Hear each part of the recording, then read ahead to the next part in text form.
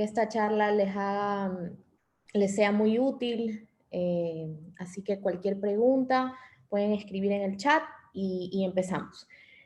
Bueno, un poco, efectivamente, soy una de las integrantes del estudio jurídico CREALegis, que es un estudio de propiedad intelectual especializado en propiedad intelectual y una agencia integral de propiedad intelectual.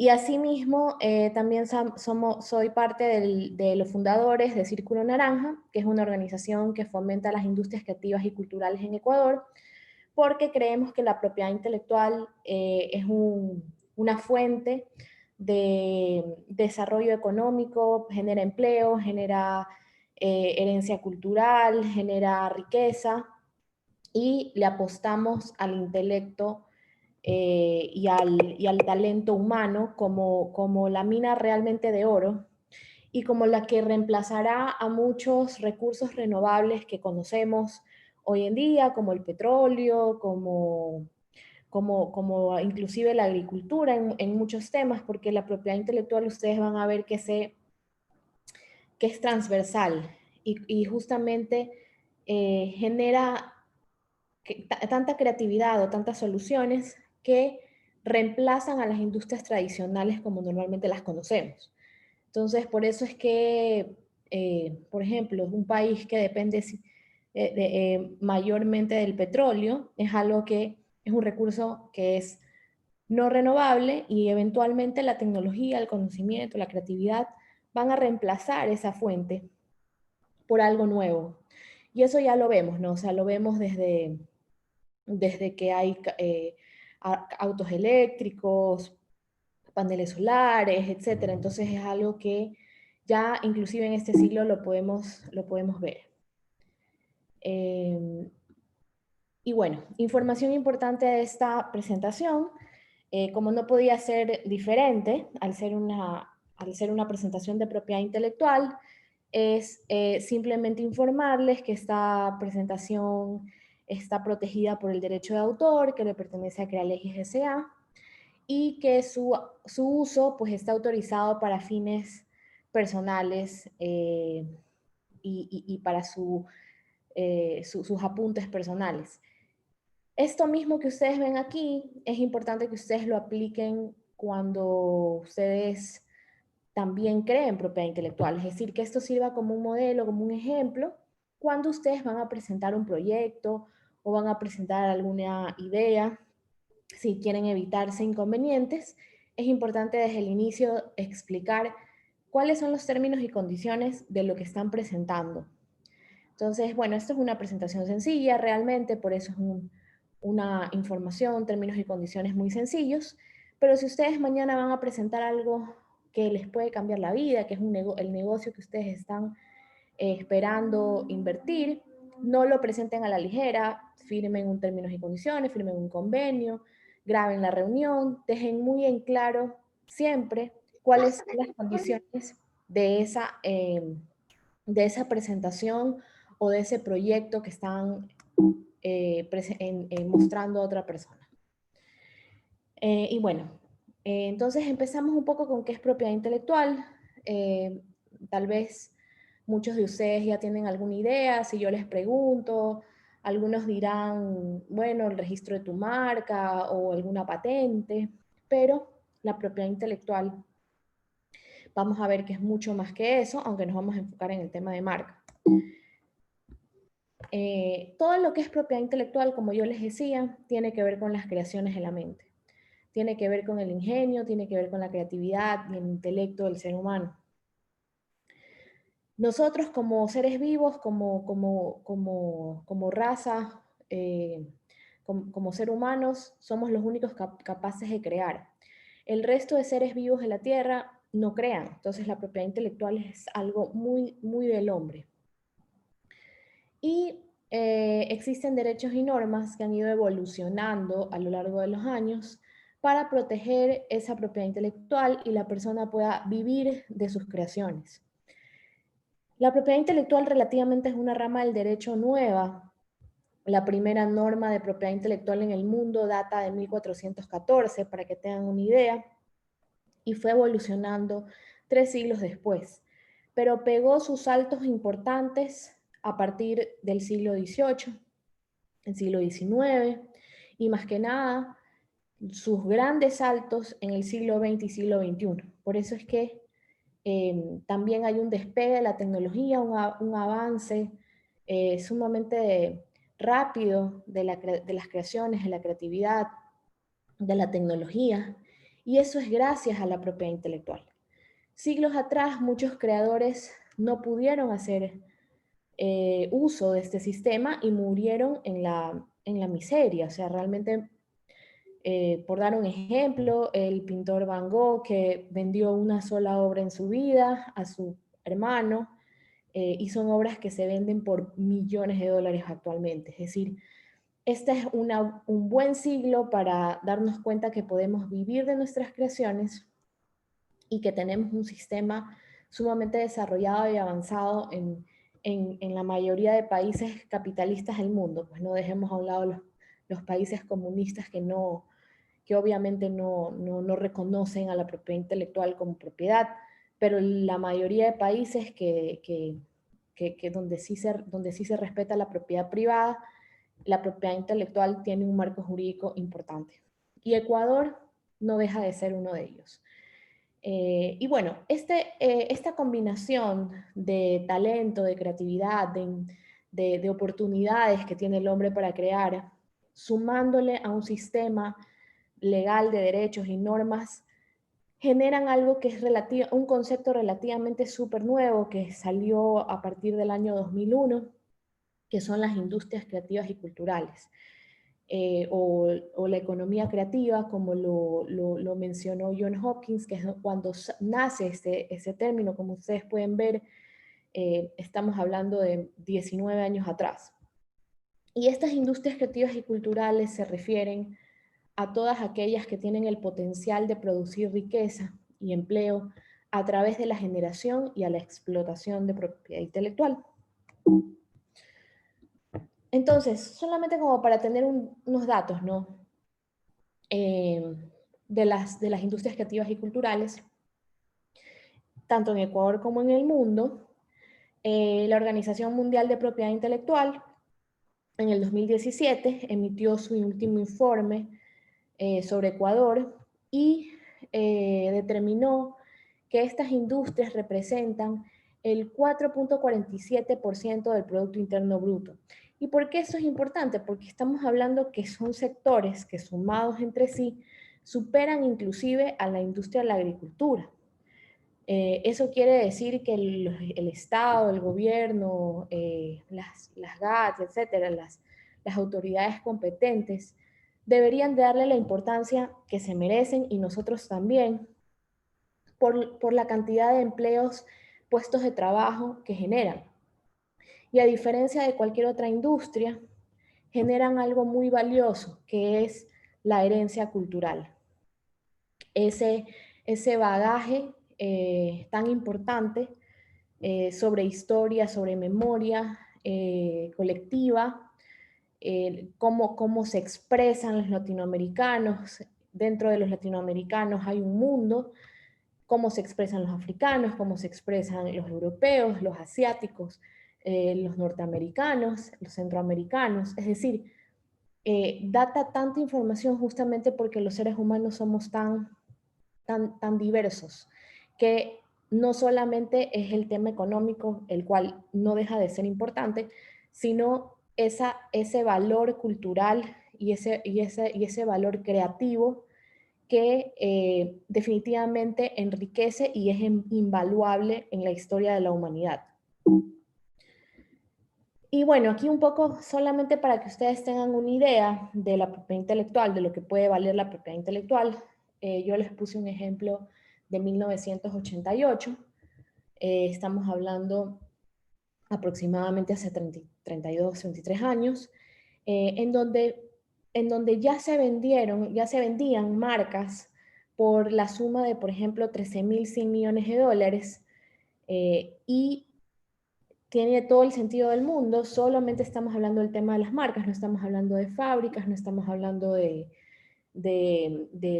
camiones, de maquinarias, estamos hablando 100% de propiedad intelectual. Y claro, tiene ingresos anuales la empresa de 36.000 millones, entonces no es un número que parece descabellado. Para los amantes del cine, los que les gusta Star Wars, bueno, pues un caso también hace un par de años fue cuando George Lucas vendió Lucasfilms por 4 billones de dólares a Disney. No le vendió cámaras, no le vendió sets, no le vendió un estudio de grabación. Lo que vendió fue 100% propiedad intelectual, 100% licenciamientos de personajes, de obras literarias, de obras artísticas, de obras musicales. Es decir, son intangibles, no es que vendió un bien inmueble o bienes muebles. Y bueno, hoy en día ustedes saben, ya tiene 5 películas, una serie, un parque de diversiones. Ya Disney ha ganado en 6 billones, es decir, ya recuperó de alguna manera la inversión de la compra. Y esto recién va empezando. Y para dar un ejemplo un poco más ecuatoriano, por decirlo de alguna manera, está, bueno, pues este caso de esta empresa ecuatoriana que se llama Nature's Heart, en la que también pues vino una multinacional y vendió las marcas y entre otros productos, pero vendió básicamente su know-how, su negocio, sus canales de distribución a Nestlé. Entonces es algo que puede pasar no solamente para dar ejemplos, como les decía, de George Lucas o ver ejemplos externos internacionales, sino que también lo podemos ver en ejemplos locales, eh, que es algo que puede suceder. Y este es solo un ejemplo, no hay muchísimos más que podríamos hablar. Y bueno, básicamente, solamente para información general, los organismos competentes en todo lo que es materia de propiedad intelectual se dividen dependiendo de la competencia, ¿no? Entonces tenemos por un lado el SENADI, que algunos de ustedes ya lo ha de haber conocido como IEPI antes, que es el órgano administrativo que básicamente tiene la competencia administrativa de temas de propiedad intelectual. Y bueno, básicamente dentro de sus competencias regula y controla el CUESI, que es la anterior ley de propiedad intelectual, que ahora se llama el Código de la Economía de los Conocimientos, Creatividad e Innovación, protege los derechos intelectuales, nos permite iniciar acciones legales, administrativas, registros, pero también existen otras autoridades que son competentes para resolver temas relacionados con disputas legales de propiedad intelectual, como son los jueces, es decir, nos podemos irnos a la vía judicial, y también la fiscalía. Hay ciertos delitos penales de propiedad intelectual que también podemos seguir. Y otros que no los he puesto, pero solamente para que tengan una idea, es centros de mediaciones y arbitraje, es decir, se pueden resolver temas de propiedad intelectual mediante la mediación, mediante el arbitraje. Esto un poco se los menciono para que sepan pues, que hay varios organismos a los que podemos recurrir en caso de necesitar esa defensa de propiedad intelectual. ¿Y cómo le saco el valor a las creaciones? ¿No? Porque muchas personas me dicen, bueno, yo creo esto, ¿y cómo le saco el valor? ¿No? Porque están acostumbrados a que compro un carro y lo vendo, ¿no? Entonces ahí le saqué el valor. ¿Cómo hago con esta obra literaria? ¿O cómo hago con esta obra musical? ¿O cómo hago con esta marca que he creado? Bueno, básicamente esa mina de oro que puede llegar a ser esa creación, hay básicamente 3 formas en que yo le puedo sacar valor. Una de ellas es licenciando mi propiedad intelectual. Es decir, esto equivale como que yo tengo un departamento y yo lo alquilo. Es decir, sigue siendo mío, pero le saco un provecho económico a ese espacio. La gran diferencia entre un departamento y una creación intelectual es que la creación intelectual en un departamento yo se lo voy a alquilar a una persona, pero un activo de propiedad intelectual puede ser licenciado a millones de personas, a millones de personas. Si nos ponemos a pensar cuántos softwares de Microsoft hay en el mundo, no creo que estoy lejos de decir que hay billones de licencias de Microsoft desde su creación hasta la actualidad que han sido licenciados mediante este software. Esa es la gran diferencia. Eso exponencial que brinda el activo intangible versus el tangible que es limitado. La otra modalidad es la transferencia. La transferencia, en cambio, es como lo que hizo George Lucas, ¿no? Salió de mi patrimonio, lo vendí, ¿no? Equivaldría a, tengo una casa, la vendo. Eh, Vendo esta propiedad intelectual, vendo mi marca, vendo otros activos intangibles o vendo mi software. Entonces, obviamente el valor entre la licencia y la transferencia va a ser muy distinto, ¿no? Claro que esto pues en términos generales, ¿no? Porque esto es un mundo, pueden ser concedidos, otorgados de diferentes formas. En derecho de autor se puede hacer una sesión sobre ciertos derechos y no sobre todos. Es decir, cada caso va a ser un mundo, no es tan sencillo como simplemente transfiero todo o no, pero para que ustedes tengan una noción un poco de cómo le puedo sacar valor a esas creaciones. Y por último, es cuando la propiedad intelectual está dentro de mi patrimonio. Está dentro de mi patrimonio personal, dentro de mi patrimonio familiar, está dentro del patrimonio societario de mi empresa, de mi SAS, de una fundación, de un fideicomiso, etc. Y eso tiene valor, porque lo podemos reflejar en sus balances, lo podemos reflejar en los estados financieros, nos puede permitir abrir líneas de crédito con bancos, etc. Y básicamente en propiedad intelectual nuestra normativa nos dice que hay tres clasificaciones o grandes clasificaciones, un poco para tener una idea. Todas estas creaciones, como son tan ilimitadas, no se pueden tratar de la misma manera.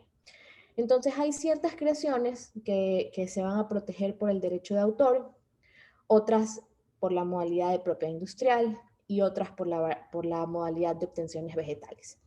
Y solo para resumirles, el derecho de autor básicamente el fin o el propósito o la naturaleza principal del autor es dar una expresión.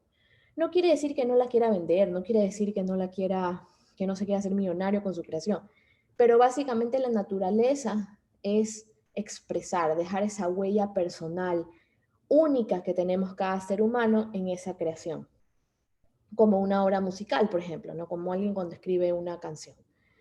La modalidad de propiedad industrial, la naturaleza es, yo estoy creando esto para vender. Por ejemplo, una marca la creo porque quiero vender con mi marca. Y en el caso de las obtenciones vegetales, estamos hablando de nuevas variedades vegetales y eso tiene que ver con las intervenciones que puede hacer el ser humano eh, mediante, eh, mediante intervenciones genéticas que tienen que cumplir ciertos requisitos, como por ejemplo, si yo uno una flor blanca con una flor roja dentro de esta intervención genética, hago que salga una nueva variedad de flores blancas con rojas, yo puedo tener un derecho limitado por un tiempo sobre esa nueva variedad. En Ecuador hay una variedad sumamente interesante que es el andimora, que es una variedad de semillas que hacen crecer moras sin espinas. Entonces ustedes por eso cuando van al supermercado a veces se dan cuenta que hay ciertas frutas que no tienen semillas, ciertas frutas que no tienen, que por ejemplo no tienen espinas, etc. Bueno, en ese caso lo más probable es que haya una obtención vegetal. Puede ser. Y es sumamente beneficioso para la humanidad. Pero en esta charla, como bien decía el título, nos vamos a enfocar en el tema de la marca, es decir, en la modalidad de propiedad industrial, que como ustedes ven es solo la punta del iceberg, pero es la más conocida. Entonces, solamente para que tengamos una idea, la marca es una actividad milenaria, es decir, tiene miles de años en la humanidad la actividad de marcar. La verdad empezó un poco la actividad de marcar desde las personas que marcaban a su ganado para demostrar propiedad, también los herreros cuando marcaban las espadas que vendían para decir de qué origen venía esa espada, de qué casa de herrero venía. Entonces ahí ustedes se pueden dar cuenta que ya el ser humano poco a poco tenía esta intención de marcar algo para demostrar propiedad o para que haya una trazabilidad de dónde venía. Hoy por hoy identifica productos o servicios y lo que sirve básicamente es para que las personas la puedan distinguir, la puedan reconocer y, por supuesto, para que tengan identidad. Desde el punto de vista legal, ¿qué dice la ley? Bueno, la ley dice que una marca es cualquier signo que sirve para distinguir productos o servicios en el mercado. Si lo leemos rápido, pues no leemos simplemente una definición legal rápida, pero sí es importante fijarnos en ciertas palabras claves, como por ejemplo, habla de signo. Muchas veces nosotros pensamos que una marca es solamente logo y no es así. Dice signo porque una marca puede ser un mundo de activos intangibles que ya los vamos a ver. Y otra palabra clave que tiene la definición es que dice que tiene que distinguir. ¿Y por qué eso es importante? Porque si no distingue no es marca. Así de sencillo. Tiene que distinguirse por sí sola y tiene que distinguirse entre los otros productos o servicios que están en el mercado.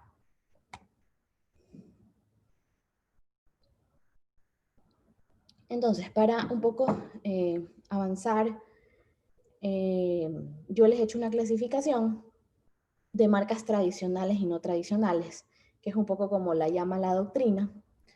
Pero básicamente, o sea, no es que, o sea, cuando nos referimos con tradicionales, nos referimos a que son las marcas más conocidas. Nada más por eso. Y bueno, básicamente estas son las que más se presentan o las que más las personas conocen. Esto quiere decir que yo puedo presentar una marca denominativa. ¿Qué significa eso? Que yo puedo tener un derecho sobre una marca sin el logotipo, solo sobre el nombre. No me ato a un uso de logotipo porque mañana lo puedo cambiar, porque mañana no me interesa ese logotipo y quiero tener un derecho sobre la palabra. Entonces ahí registro una marca denominativa. Luego tenemos una marca figurativa, que son una tendencia, la verdad, hoy en día. Y es que tu isotipo llegue a ser tan reconocido por el usuario, por el cliente, que no necesite ni siquiera ver la palabra para saber qué marca está viendo o está adquiriendo. Ahí yo les pongo unos ejemplos, ustedes de pronto dicen, claro, Nike, Adidas, fácilmente las reconocen y no necesitan ver la palabra. Las más comunes son las marcas mixtas. Como ustedes pueden ver, son las que tienen palabra y logo. Son las que normalmente se registran porque matas dos pájaros de un tiro, normalmente registras el diseño y registras la palabra. Sin embargo, como ustedes pueden ver, una marca mixta puede ser una marca denominativa también, es decir, puede tener una palabra y también puede tener un isotipo que se lo puede eh, desmembrar, por decirlo de alguna manera. Y luego les quiero enseñar un poco lo que son marcas no tradicionales. ¿Y por qué me refiero con no tradicionales?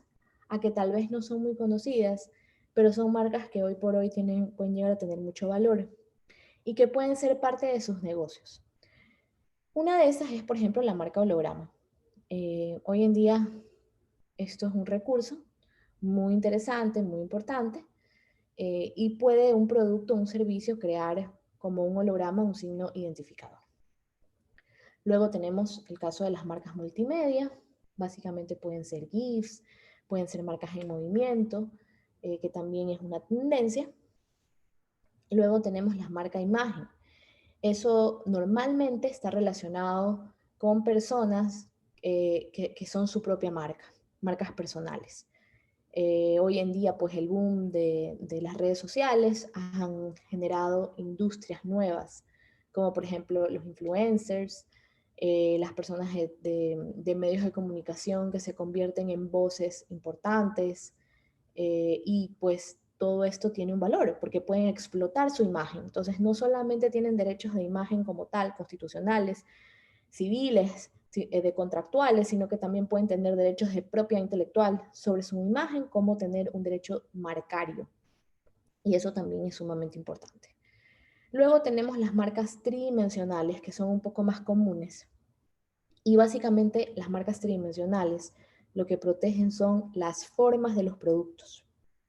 Estas tienen cada vez y cuando mucho más, son mucho más atractivas para los empresarios, porque te puedes convertir en el único empresario que vende una forma de producto específica porque fuiste el distintivo del mercado. Es decir, no existía, tu competencia no lo hacía y desarrollaste una forma especial. Como por ejemplo el caso del chocolate Kisses, que ahí está justamente la foto, ¿no? Ustedes saben, uno va al supermercado y todos los chocolates son rectangulares, rectangulares cuadrados. Pero si el empresario le pone un poco más de creatividad y decide hacer una forma especial del chocolate, puede llegar a ser el único que tiene esa forma. Esto hace unos 12 años fue muy, realmente tuvo mucha acogida en la industria del plástico, especialmente las embotelladoras, las productoras de botellas y los fabricantes de bebidas. Hace algunos años todas las botellas eran iguales, es decir, yo recuerdo haber ido al supermercado y todas las botellas tenían exactamente la misma forma genérica.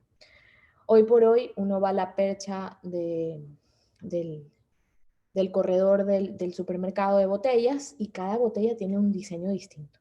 Cada una tiene una forma más fácil de agarrar, un diseño más tridimensional, más bonito, más atractivo, etcétera, porque la industria de las botellas se dio cuenta el valor que tenían, el potencial que tenían de crear sus propias formas.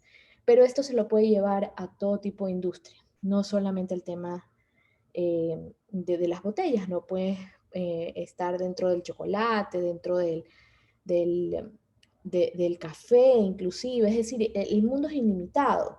Mientras sea un producto y tenga una forma que yo puedo invertir y desarrollar, si yo hago una protección oportuna, puedo ser la única en vender esa forma. Otra marca, otro tipo de marcas son las marcas olfativas.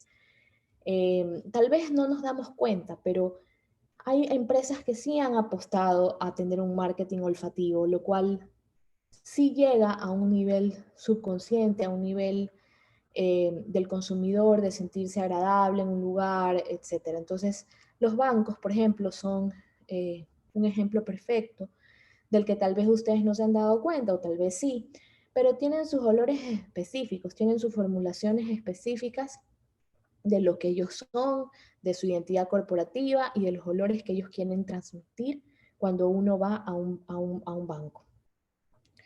Si ustedes van, por ejemplo, a Zumbagua, que es esta tienda de deportiva, pero también tiene mucha relación con el tema de la playa, ustedes van a entrar y va a oler a piña y a coco y te vas a transportar a la playa. Entonces, ese es una marca olfativa. Definitivamente, la experiencia del usuario va mucho más allá de ir simplemente a un local que no huela a nada. Entonces, eso es un recurso que el empresario también puede apostar. Luego tenemos las marcas sonoras. Sí, los sonidos pueden ser marcas e inclusive muchas empresas le sacan mucho valor. Solo para darles un ejemplo, no crean que es coincidencia cuando un teléfono suena y uno inmediatamente ya sabe qué teléfono es. Es decir, suena un iPhone porque ya tiene un sonido predeterminado y tú ya sabes exactamente cuál es. O el sonido de WhatsApp, por ejemplo, que si lo tienes en sonido, suena, o si lo tienes prendido en la computadora, el WhatsApp web suena, no crean ni por un segundo que eso es coincidencia.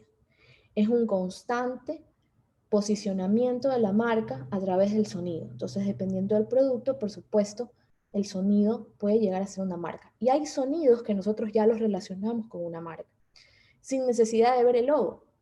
Las personas, por ejemplo, que les gusta ver películas, si escuchan el sonido de Century 21, perdón, sí, de Century 21, si ustedes escuchan el sonido al inicio, no tienen ni siquiera que estar viendo la pantalla para saber de qué origen comercial viene, ¿no?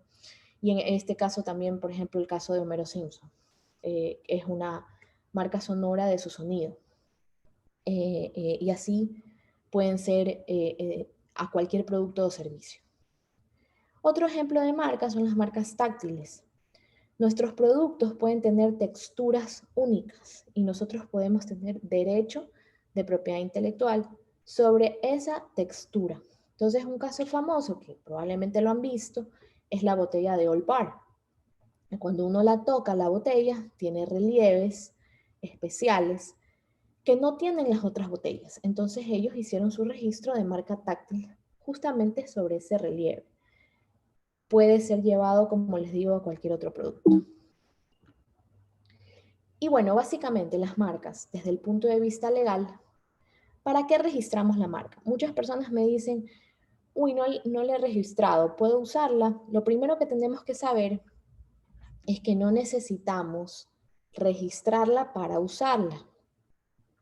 Es decir, no es un requisito que yo tengo que registrarla y ahí usarla, no. Yo la registro porque, en primer lugar, quiero asegurarme de que no estoy infringiendo derechos de otras personas.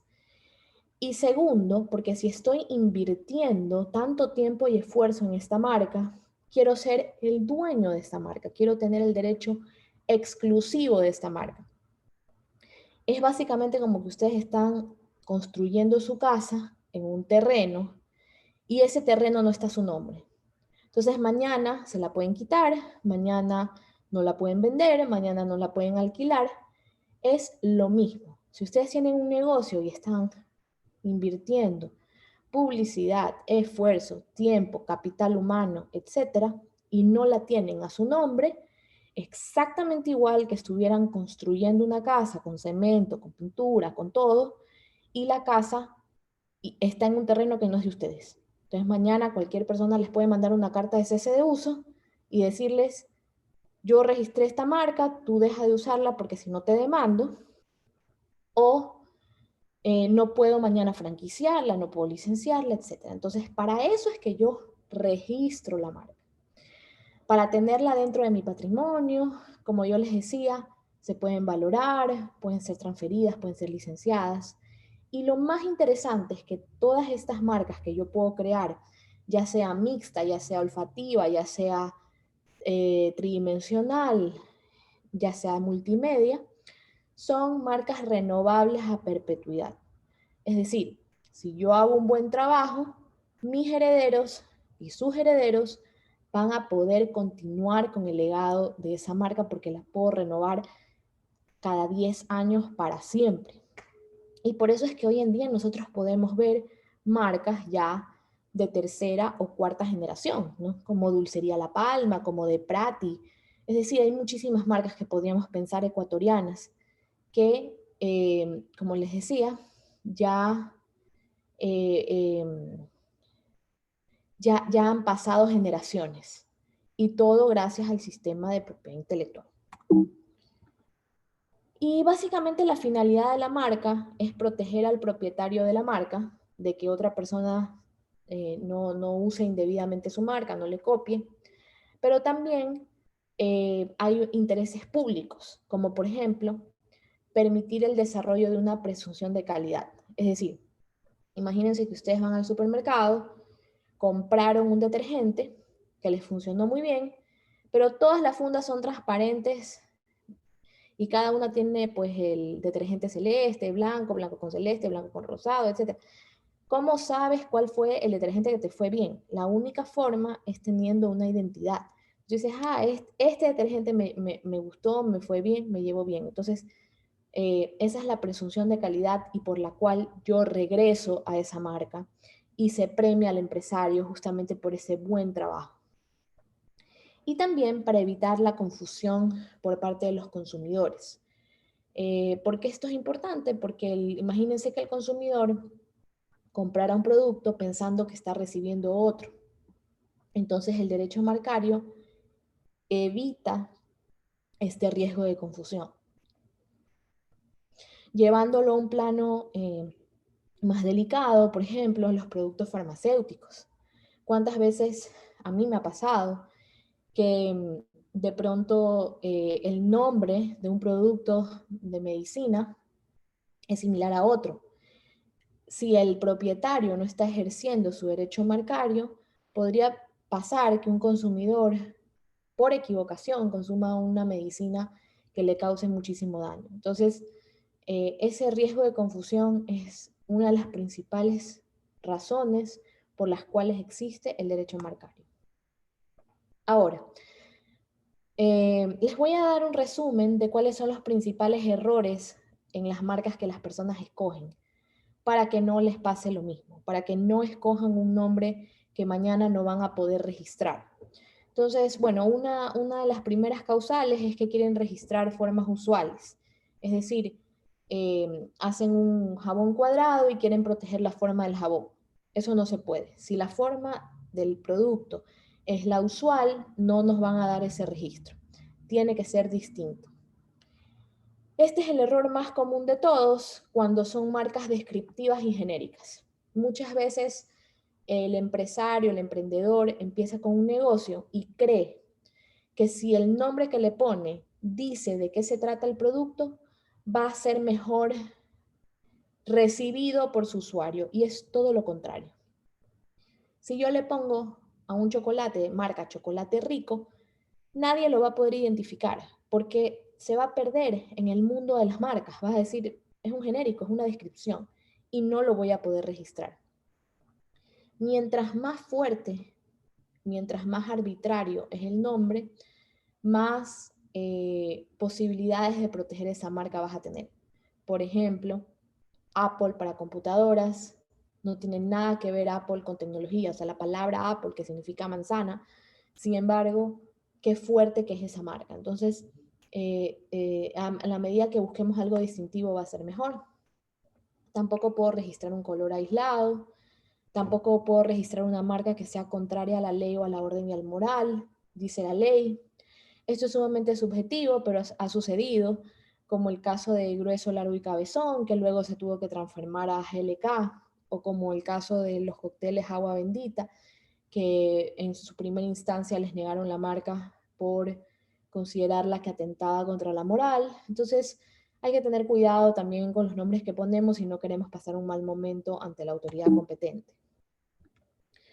Tampoco puedo crear una marca que engañe sobre su procedencia, sobre su naturaleza o su modo de fabricación. Es decir, yo no puedo registrar una marca que diga que es de un lugar de origen, que no lo es, y causo confusión en el mercado.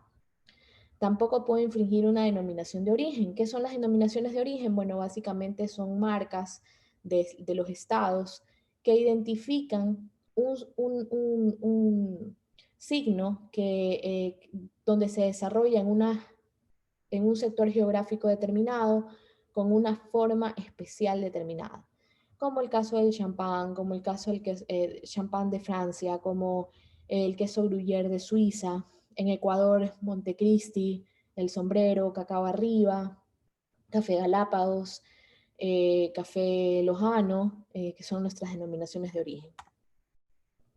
Tampoco puedo infringir banderas, escudos, signos, sellos, monedas o billetes. Este es un caso real, por ejemplo, de un diseñador que había hecho unas carteras con parte del símbolo del escudo nacional, pues fue negada. Tenemos que tener cuidado con eso. Luego hay otro tipo de nulidades, que son las nulidades relativas. Eso quiere decir que se pueden subsanar, pero no siempre se pueden subsanar. Y ese es el caso, por ejemplo, muy común, que la gente intenta registrar una marca similar o idéntica inclusive a otra ya presentada o registrada. Eso tampoco se puede. Cuando uno quiere hacer un registro, no basta con cambiarle una palabrita o cambiarle una frase. Tiene que haber una distintividad al otro producto. Tampoco puedo registrar marcas que sean medallas o diplomas o premios de otras personas. Por ejemplo, no podría registrar los Oscars ecuatorianos, por ejemplo, porque estaría infringiendo esa marca. Tampoco puedo registrar marcas que tengan que ver con nombres o con seudónimos o firmas o retratos de otra persona. Entonces, por ejemplo, voy a poner una librería y le voy a poner Quino. No puedo porque es el seudónimo de una persona y que sus herederos ahora manejan esa propiedad intelectual y estaría infringiendo ese derecho. Tampoco puedo infringir derechos de autor, es decir, no puedo poner una cafetería que se llame 100 años de soledad, por ejemplo, porque estaría infringiendo una obra literaria. En lo que es las marcas, hay un principio que se llama el principio de especialidad. Y básicamente este principio lo que significa es que yo tengo que registrar mi marca para los productos o los servicios que yo voy a identificar. Por eso cuando uno va a registrar una marca, hay la opción de registrar en 45 clases, que son 34 de productos y 10 de servicios. Pero estas clases no son tan sencillas, es decir, no es que es blanco o negro. Pueden estar los productos o los servicios que yo identifico en varias clases y por eso es que es sumamente importante tener un análisis para saber en qué clase voy a registrar mi marca. Más que nada porque el principio de especialidad lo que te dice es que pueden haber marcas idénticas, es decir, la misma marca a nombre de diferentes personas si no hay una vinculación competitiva. Por ejemplo, puede haber marca Río para zapatos, marca Río para galletas, marca Río para carros y ser de diferentes personas y no pasa absolutamente nada. Pero hay muchas zonas grises y por eso es súper importante tener una asesoría adecuada en qué clase voy a registrar mi marca. Otro tema importante en las marcas es que son territoriales. Muchas veces las personas dicen, quiero registrar en todo el mundo. Bueno, se necesita mucho presupuesto, porque en realidad la marca uno la va a registrar en el país donde va a vender. ¿Por qué? Porque existe el 99% de las marcas coexisten. Es decir, las mismas marcas que hay en Ecuador pueden haber en Colombia, pueden haber en Perú, y nunca se van a cruzar y no pasa nada, no hay confusión. Pero si mi negocio tiene que ver con varios territorios, tengo que hacer el cronograma, el presupuesto para ver cómo voy a proteger en cada territorio mi marca. Y este es un resumen del proceso de registro marcario, para que tengan una idea. No sé, muchos tal vez ya lo intentaron, otros habrán fracasado, a otros la ruleta rusa les hizo salir bien, pero el proceso de registro de marca no es algo sencillo. No es un proceso que debería de ser abierto, es un proceso que debería de requerirse un patrocinio de un especialista de propiedad intelectual. ¿Por qué? Es básicamente lo que pasa con nuestras declaraciones de impuestos. Es decir, puedes ser una persona natural no obligada a llevar contabilidad. Pero si no tienes un contador que te revise bien, puedes meter la pata y pagar muchos impuestos. O vas al médico y te haces un examen de sangre y tratas de leer el diagnóstico. Tú puedes pensar que tienes el colesterol alto, etcétera, pero si un médico no revisa tus exámenes y no te da un diagnóstico, no vas a saber si está bien. Lo mismo sucede con el tema marcario. Lo primero que uno va a hacer es una búsqueda, pero esa búsqueda va a darnos unos resultados que no tienen nada que ver con un porcentaje que la autoridad competente lo pone a un lado, porque ese porcentaje tiene que ver con la similitud de letras. No tiene nada que ver con el análisis de si tu marca la vas a poder registrar o no. ¿Por qué? Porque las confusiones no solamente son fonéticas, pueden ser visuales, pueden ser auditivas, pueden ser ideológicas. Y en una búsqueda fonética no te va a salir, por ejemplo, un resultado de una confusión ideológica. Y ahí es donde se necesita ese análisis, el experto que va a revisar y te va a decir tienes 98% de posibilidades, tienes 50% de posibilidades de éxito. Esta parte es la parte más importante al momento de registrar la marca, porque si haces una mala búsqueda, el resto puede salir mal. La segunda parte del proceso es saber en qué clase voy a registrar mi marca. Y también hay mucha especialidad en decidir qué clase me conviene y qué clase no. No se imaginan la cantidad de personas que han llegado al estudio y nos han dicho, es que a mí me dijeron que esta clase era y realmente esa clase no era la más indicada. Para que tengan una idea, por ejemplo, una agencia de publicidad, el servicio de publicidad está en la clase 35, el servicio de diseño gráfico está en la 42, el servicio de producción de videos está en la 41. Entonces, una agencia de publicidad necesariamente va a tener que registrarse en esas tres clases. Y es algo que, como les digo, no siempre va a saberlo la persona, no tiene por qué saberlo. Es lo mismo que sucede, como les decía, con las declaraciones contables. El contador sabe en qué casilla, qué pone, qué se puede deducir. Hay mucha normativa tributaria, hay muchos temas contables. Lo mismo sucede en el tema marcario. Hay mucha doctrina, hay mucha jurisprudencia, hay mucha normativa de propiedad intelectual. Y por eso es que esta parte es muy especializada de la persona que ha estudiado y que se ha dedicado a esto. Luego viene la redacción de la solicitud, que muchas personas cuando se aventuran a hacer la solicitud cometen errores muy importantes en la denominación, en la clase, en la naturaleza, en el tipo. Entonces, si no saben cómo hacerlo bien, esa solicitud se va a quedar rezagada, la autoridad le va a notificar para que haga un escrito legal y un trámite que te pudo haber tomado de 4 meses a 6 meses, puedes tener 2 años o 3 años con tu trámite ahí votado, que nunca pasó con el tema de la primera etapa de la solicitud. Una vez que se hace la solicitud, como les decía, no debe ser más de 6 meses y esta marca, cuando se presenta, una vez que pasa la primera etapa, va a publicarse. En esa publicación va a estar 30 días hábiles publicada y cualquier persona interesada puede presentar una oposición a ese registro. Ahora, ¿por qué es importante esto?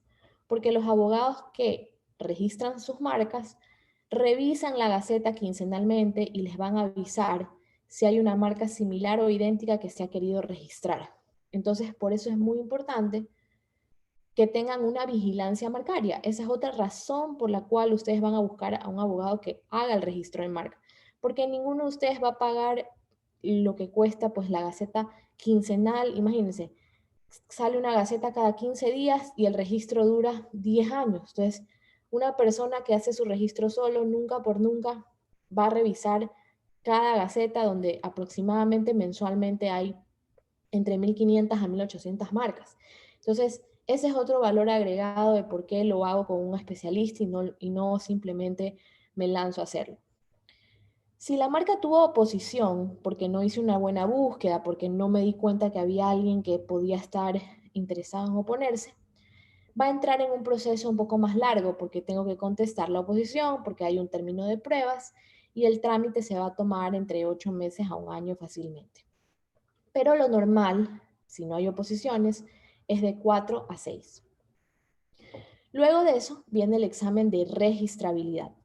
Y es básicamente el funcionario va a revisar si su marca la puede conceder o no o la niega. Si está dentro de una causal de nulidad absoluta o está dentro de una causal de nulidad relativa. Entonces no es solo no tener oposición, es no estar dentro de estas causales de nulidad que ya les expliqué algunas, como que no sea descriptiva o genérica, no infrinja un derecho de autor, etc. Y luego, una vez que ya pase el examen de registrabilidad, el funcionario va a emitir la resolución. Si es a favor, luego de 10 días hábiles va a emitir el título formal de la marca. Pero lo más importante es la resolución porque es donde empieza el conteo de los 10 años renovables.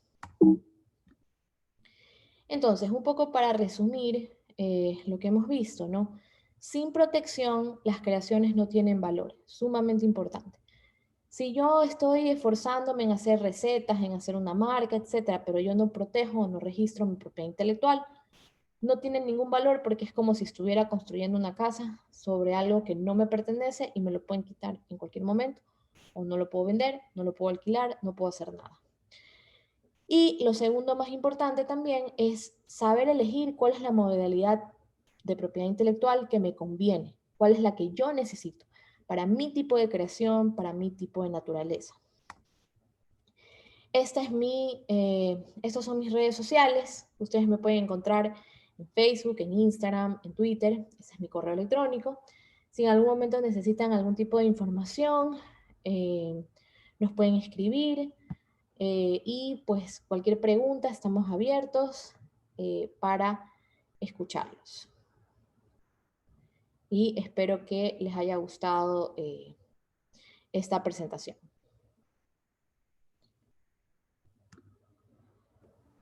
Muchas gracias, María Gabriela, por la charla. Aquí hay unas preguntas que han dejado las personas en el chat. Listo. A ver, dicen, ¿dónde registro la marca? El trámite de registro, el organismo competente es el Servicio Nacional de Derechos Intelectuales, es decir, el SENADI. Listo, también preguntan, ¿dónde puedo ver si mi marca no la están utilizando? Bueno, nosotros, o sea, realmente uno puede hacer una búsqueda digital, por ejemplo, en Google, para saber si otra persona está utilizándola comercialmente de alguna manera. Sin embargo, eso es muy limitado, ¿no? Porque el uso puede ser, digamos, si uno tiene una marca registrada en Ecuador, uno puede estar haciendo el uso en Loja, puede estar haciendo el uso en Otavalo. Normalmente uno obtiene esa información a través de que sacaron un volante, sacaron una publicidad, alguien te la pasó, te dijo, oye, mira tu marca. Y básicamente así es como las personas se enteran e inician las acciones legales correspondientes. Luego, si yo quiero registrar una marca y quiero hacer una búsqueda, no hay búsquedas fonéticas gratis.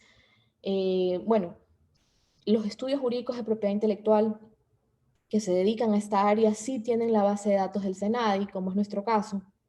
Nuestras búsquedas extraoficiales o sea, son al instante, pero si uno no es un estudio jurídico, normalmente va a tener que hacer una búsqueda ante el SENADI para confirmar si alguien ha presentado o registrado la marca, pero no es lo mismo que la esté usando, porque una persona la puede estar usando y nunca acercarse al SENADI a registrarla.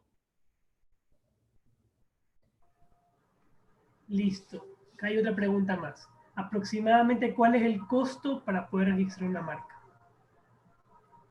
Bueno, todo depende si uno lo hace con un profesional que se dedique al registro de marca, pero lo que sí tiene en común cualquier estudio jurídico o si uno lo hace solo, es que hay que pagar una tasa para poder iniciar el trámite. La tasa normalmente cuesta $208, pero hay formas, si uno cumple con ciertos requisitos, de acceder al descuento del 50% sobre la tasa y la tasa queda en 104. Eso que yo te pregunta que creo que está relacionada a la anterior. Si tengo una microempresa, ¿el costo es menor que el de una empresa?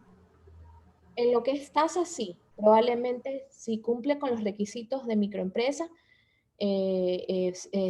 accedería al 50% de descuento en las tasas del registro de marca y el 90% de descuento en ciertos tipos especiales, como por ejemplo la marca tridimensional. La marca, si yo quiero registrar la forma de un producto, la tasa normalmente cuesta $1,000, pero si yo soy una microempresa y accedo al descuento, tengo el 90% de descuento y la tasa me sale en $100. O las patentes también tienen el 90% de descuento. Entonces hay ciertos rubros que tienes este descuento del 50 y otros el 90. Listo, creo que hasta ahora es la última pregunta. Si tiene carnet de artesano, asumo que están preguntando si hay algún descuento. Sí, sí, los artesanos, los microempresas, las pequeñas empresas, las medianas empresas, los investigadores privados generalmente. ciertos servicios educativos tienen este descuento. Igual cualquier consulta, si en algún momento necesitan una asesoría ya personalizada, nos pueden escribir y ahí nosotros les vamos a cotizar si es que requieren un servicio ya más especializado. Listo, parece que son todas las preguntas que han dejado. Muchas Listo. gracias, María Gabriela, por esa excelente charla que nos has brindado hoy. Bueno, muchas gracias a ustedes. Y esperamos poder tenerte en alguna otra edición de Reactivemos. Sí, por supuesto, hay muchos temas que se pueden hablar en propiedad intelectual.